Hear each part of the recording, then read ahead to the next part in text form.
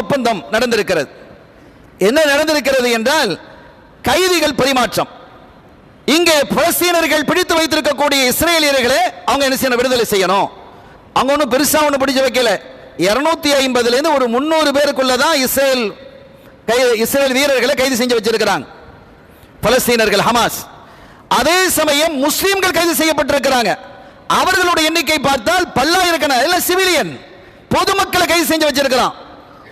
கோழைத்தனமானவன் அவன் கைது செய்து வைத்து என்ன செஞ்சிருக்கிறான், இப்போது விடுதலை செய்யணும் சொன்னா இவங்க ஒரு ஒப்பந்தத்தை இவர்கள் சொல்லுகிறார்கள் பலஸ்தீன் மக்களின் மூலமாக, அந்த அமைப்பின் மூலமாக, நாங்க ஒரு இஸ்ரேலியனை விடுதலை செய்வதாக இருந்தால் நீங்க 50 பேரை விடுதலை செய்யணும், அப்பதான் சரியா வரும்.